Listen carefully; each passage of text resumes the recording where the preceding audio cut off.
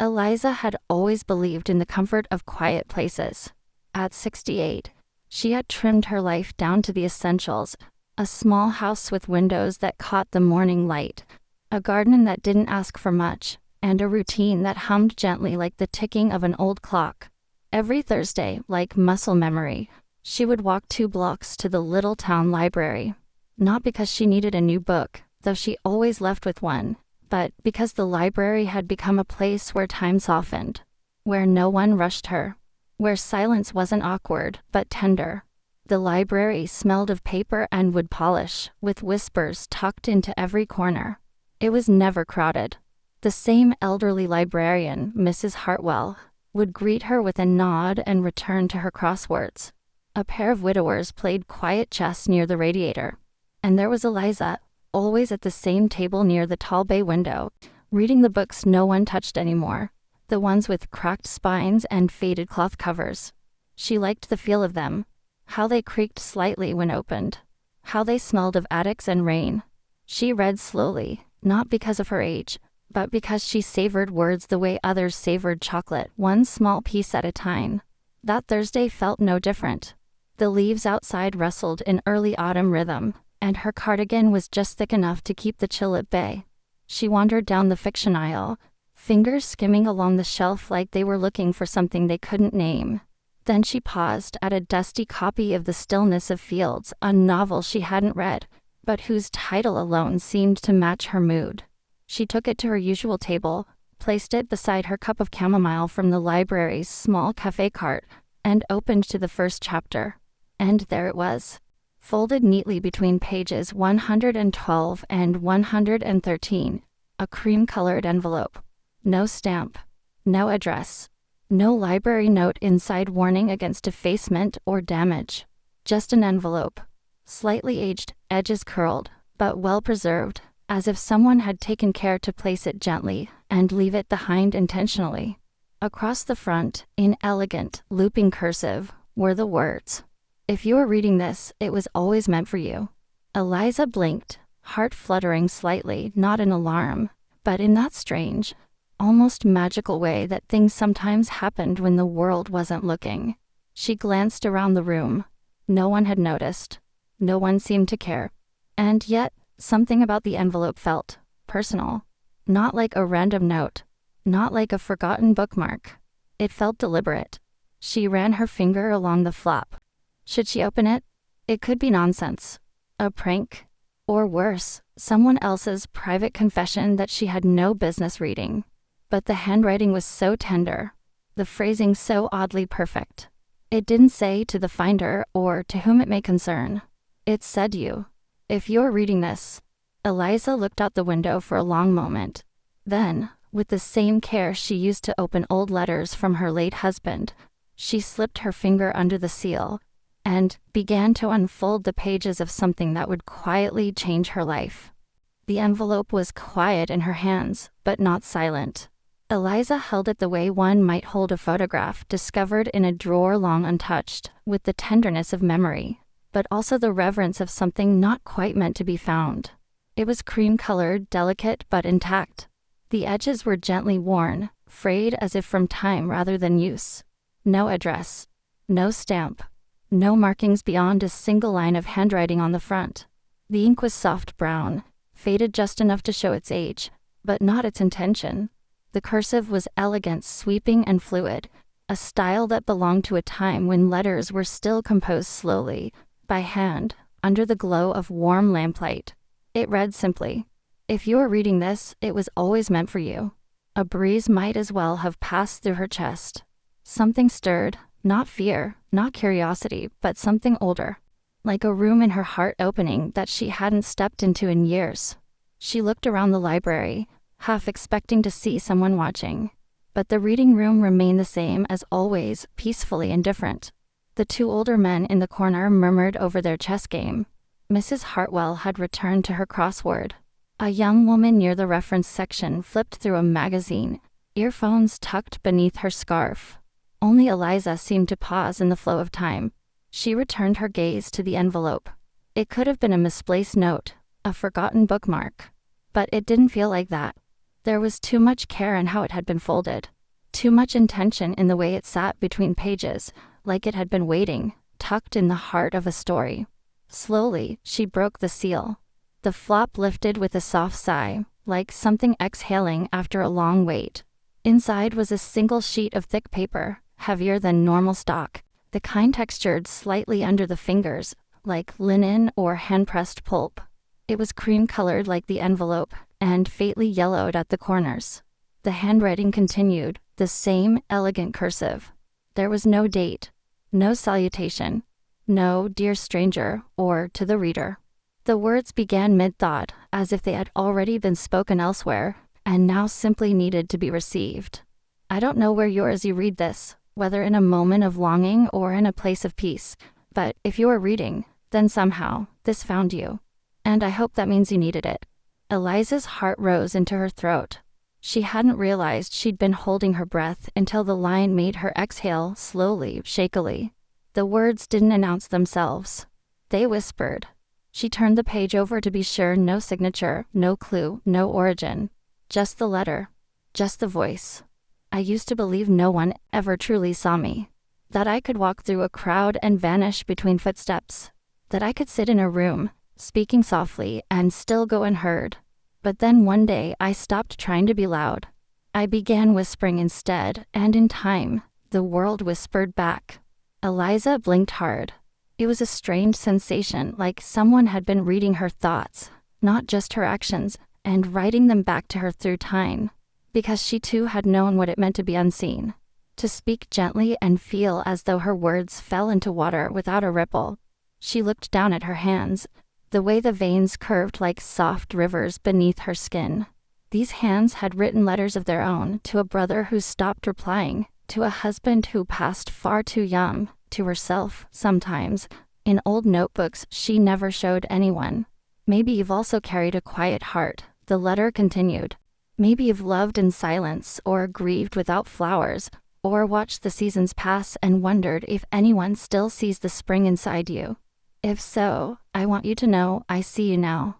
Not with eyes, but with recognition. You're not invisible. The words landed softly, and yet they filled every space inside her like light slowly filling a darkened room. For several moments, Eliza didn't read. She simply let the letter sit on the table beside her teacup. She folded her hands, breathing slowly, letting herself feel what she hadn't let herself feel in years, not loneliness exactly, but the echo of it. The hum of longing that had always been with her, quiet and constant, like the low tone of a cello in the background of a song. And yet now, there was this letter. This strange, unclaimed, impossibly timed letter. She read the final passage, written with slightly heavier strokes, as though the writer had pressed more deliberately at the end. There was a time I thought I'd missed my chance. That life had quietly shut its doors while I wasn't looking. But I've come to believe this. Some stories begin right in the middle. And some love, some meaning, doesn't arrive until we're still enough to receive it. If this feels like yours, then it is.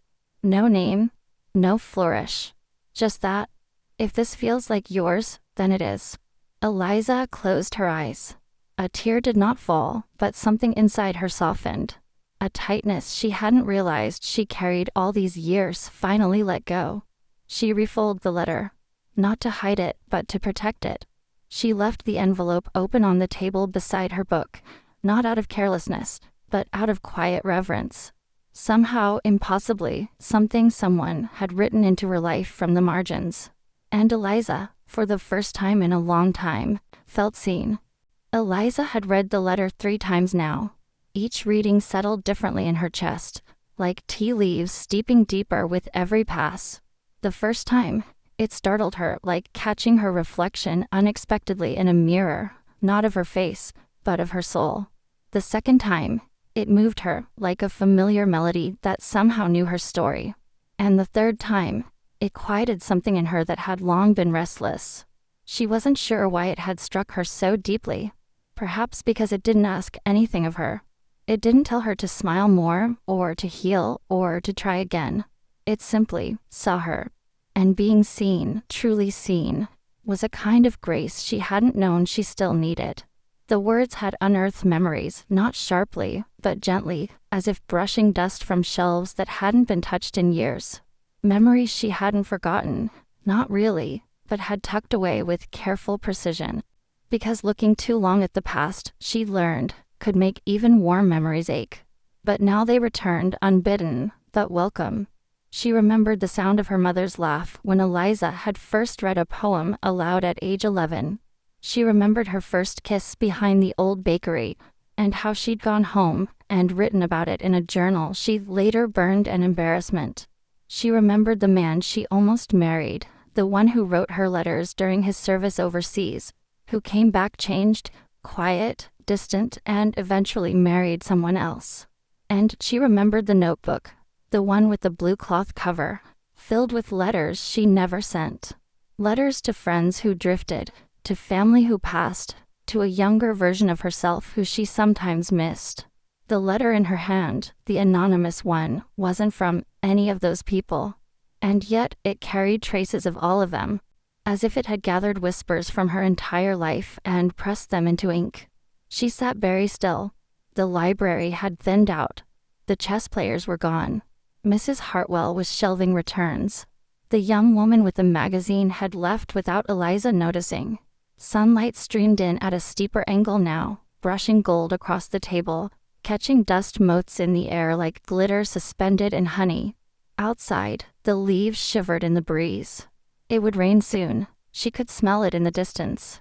And yet, inside her, something bloomed. Not joy, not quite, but something adjacent. A warmth, a recognition. She picked up the letter again. Some stories begin right in the middle, it had said. And some love, some meaning, doesn't arrive until we're still enough to receive it. Was that what this was? A middle beginning? Eliza had spent years waiting for something she couldn't name. Not romance, necessarily. Not adventure. But meaning. A kind of connection that went beyond conversations at the grocery store or polite nods at church. Something that made her feel like her presence on Earth still mattered in some invisible but real way. And now this letter, unsigned, untraceable, had found its way to her. Like a message in a bottle that washed ashore at precisely the right tide. She wondered about the person who wrote it. Were they old or young? Had they meant it for someone specific? Or had they trusted the universe to deliver it to whoever needed it most? Had they been healing from something? Saying goodbye? Or reaching out in one final attempt to be known? She would never know. But what she did know, for the first time in a long time, was that someone out there had once felt the way she did now, invisible but alive, quiet but hopeful. And that somehow, that person had left behind this constellation of words to light her way. Eliza didn't cry. Not quite. But her eyes shimmered with the kind of fullness that happens when a soul feels fed. She folded the letter once more, not to hide it, but to hold it more gently. Then she reached into her handbag and pulled out her journal. It was modest, a leather-bound notebook with a fountain pen tucked into the spine. She hadn't written in it in weeks. Months, maybe. She turned to a fresh page and, without thinking, began to write. Not in reply. Not yet. But in reflection. She wrote about finding something she hadn't expected.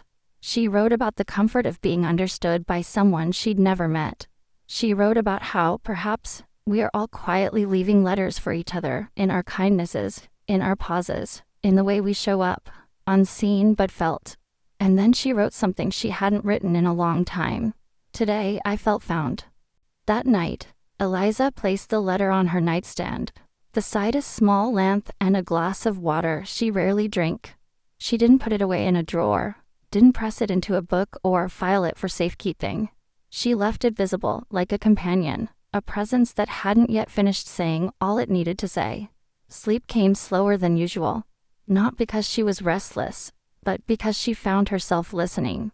Listening inward, as if waiting for her heart to speak up again. The letter had done more than comfort her, it had unlocked something. A quiet room in her mind she hadn't visited in years. And in that room, she found someone she hadn't spoken to in a long time. Herself.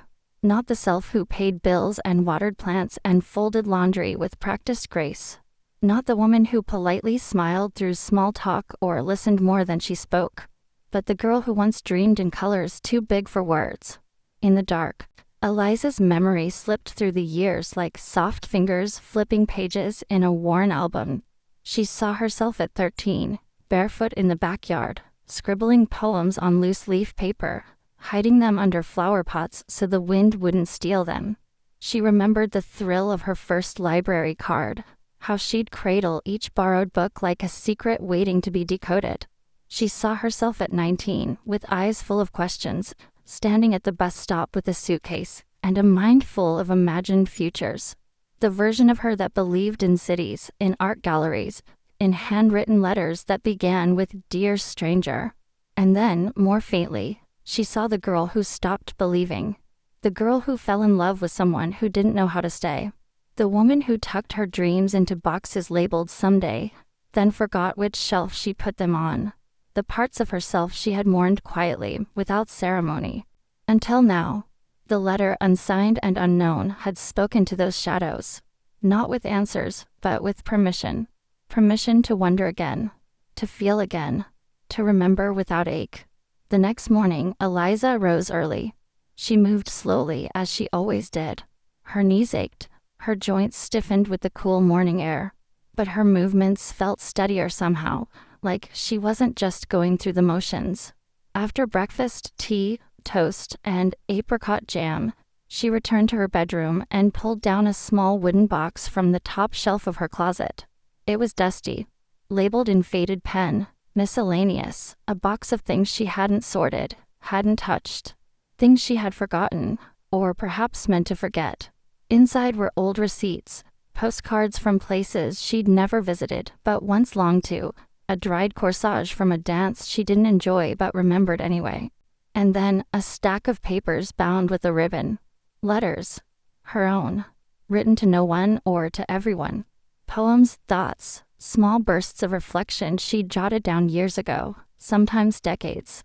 Many were unfinished, some barely legible, but they pulsed with something she hadn't felt in a long time.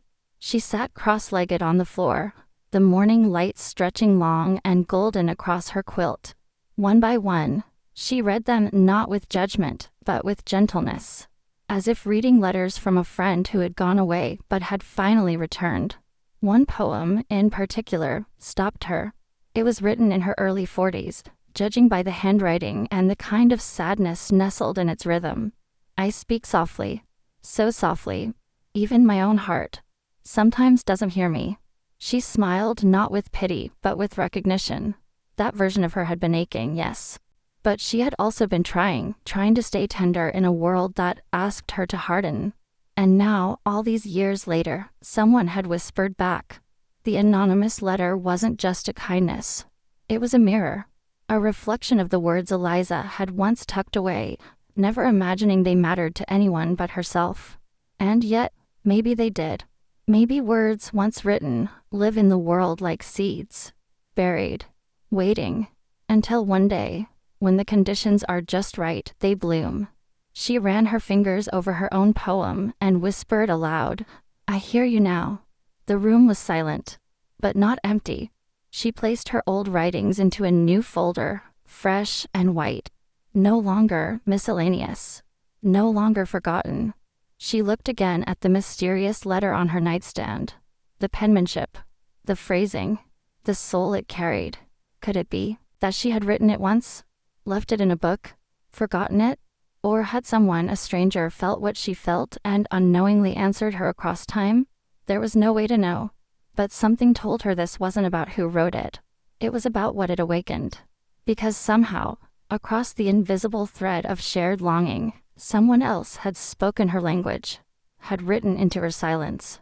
And in doing so, they'd reminded her of a voice she'd almost stopped listening for her own. It had been 3 days since Eliza found the letter in the library. 3 days, and still it stayed on her nightstand like a candle that never fully burned out. She hadn't put it away. Couldn't. It was as if folding it too tightly, or hiding it in a drawer, would somehow silence the echo it had stirred inside her. She went about her routines, morning tea, watering her plants, writing small reflections in her journal. But now, everything was just a bit different. It wasn't that the world had changed. It was that she was noticing it more. The way the hydrangeas in the garden leaned toward the sun like sleepy dancers. The way the birds paused before landing, calculating their place in the branches. The way her own heartbeat felt louder when the house was silent. And threaded through it all, like a soft, persistent hum. Why did the letter come to me? She didn't mean it in a dramatic way. Eliza wasn't the type to believe in signs, not really. She had always been practical rooted. But this didn't feel random. It felt placed. The phrase returned to her again and again. If this feels like yours, then it is. And oh, how it did feel like hers. But that was the strange part. If it was truly hers, then what was she meant to do with it? Was it just a message to comfort her? Or a message to awaken something? That afternoon, Eliza returned to the library, not to find more letters, not even to find answers, but to sit. To be near the place where the first thread had begun to pull. She brought the same book, the one where she had found the letter, though she didn't open it. Instead, she opened her journal. A fresh page. A quiet pen. No plan. And then, as though her hand already knew the shape of the thought forming inside her, she wrote, "What if it's my turn to leave something behind?" She looked at the sentence for a long time. Read it again. Out loud this time, in the softest whisper. It felt strange and bold at once, the idea that maybe she, too, could become part of someone else's unfolding. Not in a grand way. Not in a way that required applause or recognition. But in the same quiet way this letter had found her. A whisper placed inside a book. A gentle offering to a stranger. A sign that someone had passed through and chosen to leave kindness behind. It was such a simple thought, and yet it wouldn't leave her. That night, she sat by her kitchen window with a cup of chamomile, looking out into the soft veil of twilight that wrapped the world. She opened her notebook and began writing again. But this time, not just for herself. She didn't begin with "Dear Stranger." That felt too distant, too practiced. Instead, she simply wrote, "If you found this, you might be feeling what I once felt, like the days are slow and the years are fast, and somewhere along the way, you misplaced a piece of yourself." Her hand trembled slightly, not from fear, but from depth, as if she were lowering a bucket into a well that hadn't been drawn from in years. She continued, "Maybe you've been carrying something alone. A thought no one knows. A feeling you haven't named. Maybe the world doesn't see how soft your heart is, or how brave you've been just to keep going. If so, I want to tell you what someone once told me, without knowing me at all. You are not invisible. I see you." She paused, took a sip of tea. The stars outside were just beginning to show, scattered like salt on velvet. And then she wrote the words that had never left her. Some stories begin right in the middle. And some love, some meaning, doesn't arrive until we're finally still enough to receive it. This time, the ink felt fuller. Her handwriting more certain. She didn't know who would find it. Or when. But that wasn't the point. The point was to leave it. Just as someone somewhere once left one for her. She folded the paper gently, slid it into an envelope, and left it blank. No name, no address, no signature. Just a message carried forward. She smiled faintly to herself. Not out of pride, but because something inside her, something quiet and sacred, had finally answered the question. The letter had not come to her. It had come through her. And now it was her turn. She waited 2 more days. Not because she was hesitant, but because she wanted the moment to feel right. Eliza believed in timing, not the dramatic kind, where everything aligned like a scene in a film, but the quiet kind, when your heart whispered, "Now," and you listened. She had rewritten the letter once. Then again. Not to polish it, but to be sure it carried what she needed it to carry. Sincerity. The kind that lives in the small spaces between words. The kind that says, "I don't know you, but I've felt something like what you feel. And I want you to know you're not alone." She chose her paper carefully. A soft cream, textured, not unlike the one her own mystery letter had been written on. Her handwriting was slow, rounded. Age had made her fingers less nimble, but there was steadiness in their intention. She sealed the envelope without a name, without a flourish, and held it to her chest before placing it gently inside her purse. When she returned to the library, it was late morning. The sky was clean and pale. The leaves outside rustled gently, as if approving her decision. Inside, the library was its usual hush, the hum of stillness, the occasional rustle of pages, footsteps muffled by the carpeted floor. Eliza nodded politely to the librarian, who smiled with a warmth reserved for familiar faces. She walked slowly down the aisle toward the fiction section, where she had found the original letter. Section F, row 3, middle shelf. She paused. The book was still there, the same volume, the same cracked spine. She smiled quietly. A part of her had half expected it to be gone, replaced or reshelved. But no, it had waited. Just as the letter had waited. She slid the book from the shelf, held it open, and nestled her envelope into the fold of Chapter 7, the same chapter where her own story had quietly shifted. Then, with a breath both full and calm, she returned the book to its place. It was done. No ceremony. No applause. Just the faint exhale of a soul doing what it was called to do. Eliza didn't linger. She made her way to the reading room and sat near the window, not her usual corner, but one she hadn't used in years. A seat where she could see the aisle she'd just left. She opened a new book. She couldn't remember the title, only that the cover had a soft blue hue, and pretended to read, though her eyes traced the same sentence several times. She wasn't watching the shelf. Not exactly. She was listening. Not with her ears, with that other kind of listening, the kind that senses meaning when it enters the room. Minutes passed. Then more. A woman entered the aisle. Young, maybe 30. She pulled a book, replaced it, moved on. A boy followed. No more than 10. He stared at the titles like he was deciphering a foreign language. Eliza smiled. She didn't expect anything to happen. This wasn't a fairy tale. There wouldn't be a cinematic moment of discovery. Whoever found the letter might not read it today. Might not even be ready to. And that, she realized, was part of the beauty. Because some kindness is meant to wait. Some words are written now, to be felt much later. She stayed for another hour, reading more truly this time, sipping tea from her thermos. She chatted briefly with the librarian on her way out about the weather, about the new rose bush planted by the entrance. It all felt strangely sacred, as though even the smallest interactions carried a bit more softness. Outside, the sky had deepened. The wind was cool against her cheek. She walked home slowly, not because she was tired, but because she wanted to savor this part, the in-between. The space after a gentle offering has been made and before its echo returns, if it ever does. When she reached her porch, she looked back once more toward the horizon, not searching for signs, just grateful. Grateful to have become part of a thread, a quiet, invisible chain of hearts sending messages through time. And as she stepped inside, a thought rose within her, like a hush wrapped in gold.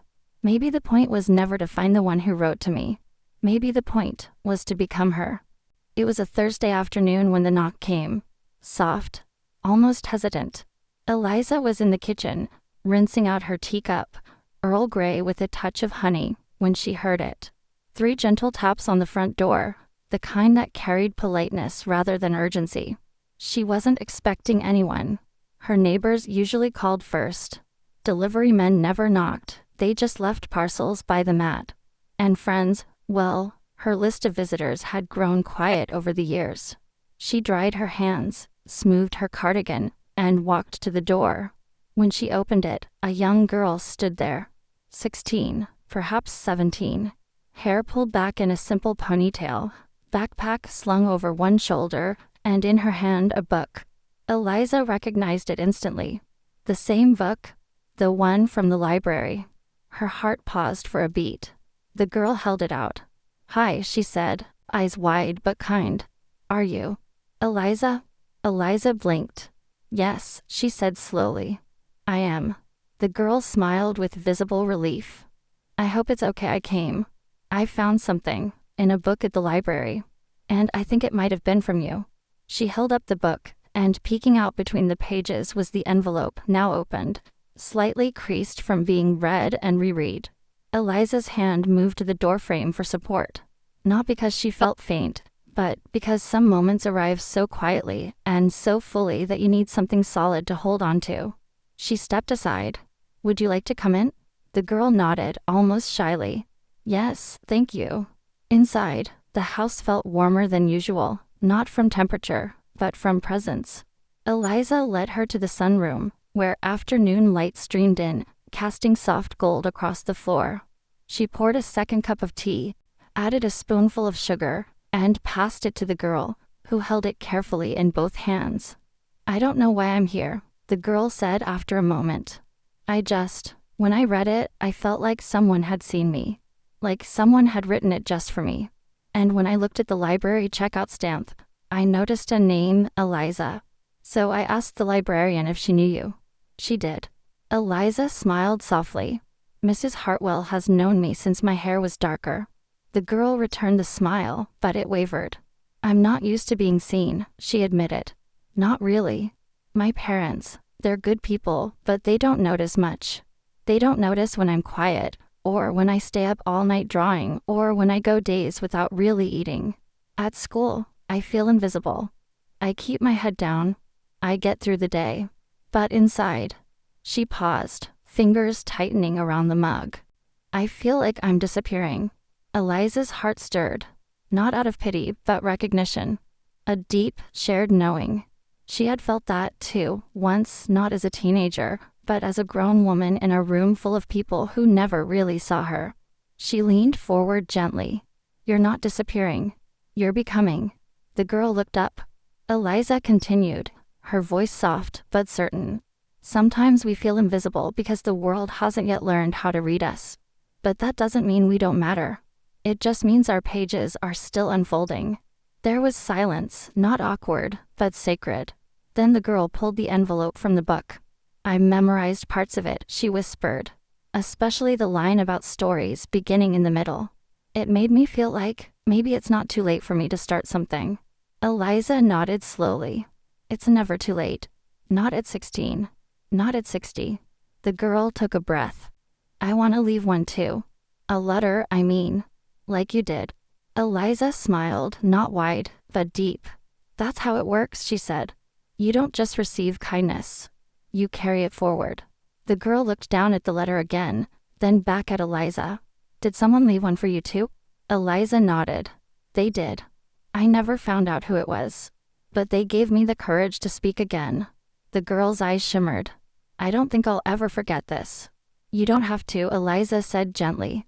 Just remember what it awakened. That's the part that's truly yours. They sat together a while longer, sipping tea, watching the light shift across the floor. No need to fill every silence. The presence of another humankind, gentle, real, was enough. When the girl stood to leave, she paused at the doorway. Thank you, she said, voice steady now, for leaving something behind. And for being here to receive me. Eliza reached out, touched her shoulder lightly. One day, someone will say the same to you. That evening, after the girl had gone, Eliza stood in the doorway a while longer. The house was quiet again, but it didn't feel empty. There was a warmth in the walls, a softness in the air, the kind that remains after someone has been truly present. She could still feel the shape of the girl's voice, the gentleness in her thanks, the way she held that letter like something sacred. Eliza moved slowly through her home, brushing her fingers over familiar objects. The wooden frame on the mantel, the linen curtains she'd hemmed herself, the kettle still warm on the stove. Every item suddenly seemed like a participant in something larger, like the furniture had been listening, like the walls had been holding space for something to bloom. She sat in her reading chair, the one with the quilt folded neatly over the arm. In her lap, she held her own notebook, open to a blank page. And for the first time in a very long time, she wrote not in her journal voice, the tidy, observational tone of someone recording life like weather, but in the voice of someone still unfolding. It wasn't just a letter, she wrote. It was a mirror, a seed, a door. And now I see it was never meant to have a signature because it didn't belong to one person. It belonged to the moment. And the moment came to me. She paused. Let the pen rest. Outside, dusk was slipping into night.